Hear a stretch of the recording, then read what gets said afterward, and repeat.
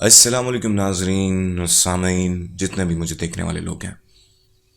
आप जानते हैं कि इस मुल्क में क्या हो रहा है। मतलब कि हो ये रहा है, देखने में ये आ रहा है कि मुल्क के अंदर आवाम जाग गई है। मैं अभी थोड़ी देर पहले कराची का जलसा देखा। मैं बड़ा परेशान था। मैं परेशान इस हवाले से था कि वही चेहरे, वही चोर लुटेरे जो हैं दोबारा आ चुके हैं। और समझ नहीं आ रही कि यार ये अब फिर दोबारा मुसल्लत हो गए हैं।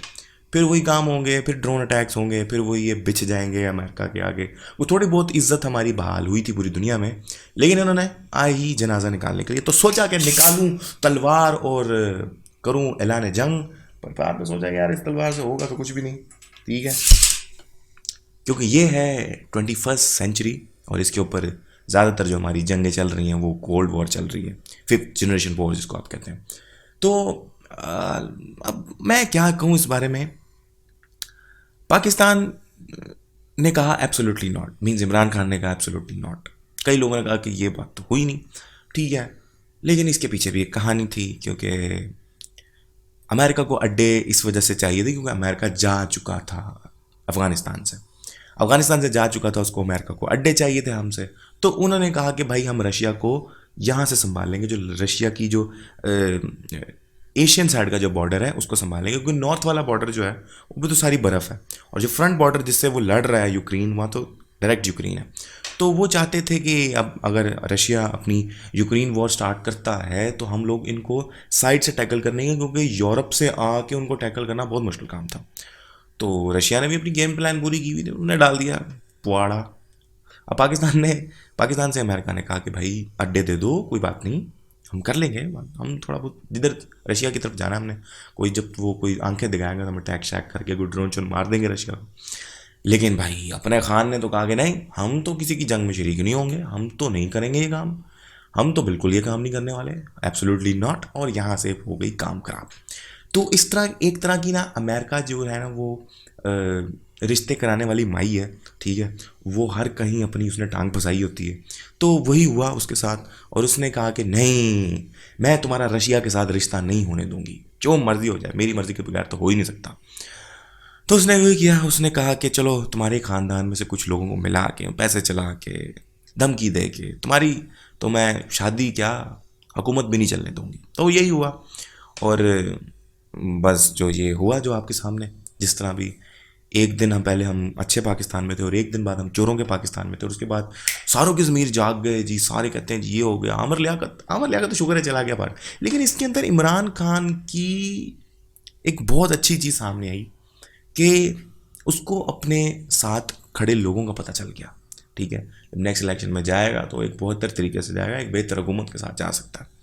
तो सारी तकरीर का मकसद भी यही है कि आंखें खुल चुकी हैं गवर्नमेंट की, और गवर्नमेंट सॉरी, अब तो अपोजिशन में भी नहीं है, पीटीआई की, इमरान खान की, और उसने कौम को जगा दिया। मैं अभी थोड़ी देर पहले जलसे में था। जलसा बेसिकली कराची में था और हम साहिवाल में इकट्ठे हुए थे, इसलिए आवाज़ कभी नारे मार मार के बेड़ा गर्क हो गया। और किसी के लिए भी बेवजह नारा मारना भी मैं कहता हूँ जहालत है। तो आपको अपने कॉज का पता होना चाहिए, क्योंकि हमें लगता है, हमें अब फील होना शुरू हो गया कि वो कॉज जो 1947 से पहले तक लोगों के पास था, वो हम जैसे लोग ही थे ना, जिसके अंदर सर सैयद भी पैदा हो गए, उसके बाद इलामा इकबाल भी पैदा हो गए। तो हमें भी किसी सर सैयद, इलामा इकबाल और इस तरह के लोगों की ज़रूरत है। तो क्यों ना हम भी इसमें अपना हिस्सा डालें। तो हमें मीर जाफ़र, मीर सादिक बनने की ज़रूरत नहीं है। हमें तो इन पाकिस्तान बहुत प्यारा है। पाकिस्तान से लोग बाहर चले जाते हैं, बेचारे कमाते हैं, रेमिटेंसेस भेजते हैं। इतना कुछ मैं बता रहा हूँ कि इतना कुछ बताने के लिए है, लेकिन फिर भी बड़ा दिल दुखा कि यार ये एक रिश्ते कराने वाली माई अमेरिका के आगे हम लोग घुटने टेक दिए। और हम लोग अभी तक यही नहीं समझ पा रहे कि ये साजिश हुई थी, मुदाखलत हुई थी। अल्लाह ने एक ताकत दी है अवाम की। ठीक है, इमरान खान एक अच्छे कॉज के साथ खड़ा है और हम इसी वजह से कॉज को सपोर्ट कर रहे हैं। अब हमारे जो खिलाफ हैं वो तरह तरह की बातें ले आती हैं, वो ज़ाती बातें ले आते हैं। कोई बात नहीं, हक है भाई, पार्टी है, चलता है हर तरफ, तो कोई मसला नहीं। मुझे उनकी बातें भी बुरी नहीं लगती, वो अपनी जगह ठीक है, अपने हिसाब से ठीक है। लेकिन थोड़ा सा अगर इंसान के अंदर अक्ल और शऊर हो ना, तो वो कभी भी कभी भी कभी भी चोरों का साथ नहीं देगा। क्योंकि आपकी अखलाकियात का जनाजा निकल जाता है। तो हम लोग तो जंगे अजीम करेंगे और यहाँ से बैठ के लफ्ज़ों की जंग करेंगे, तलवारों की जंग वाला टाइम ख़त्म हो गया है। इवन के को जो फ्रंट जो जंगें होती हैं, न्यूक्लियर जंगें, वो भी नहीं होनी, ठीक है। तो ये कोल्ड वॉर ही होनी है, उसके लिए हम वक्त तैयार हैं। पाकिस्तान जिंदाबाद।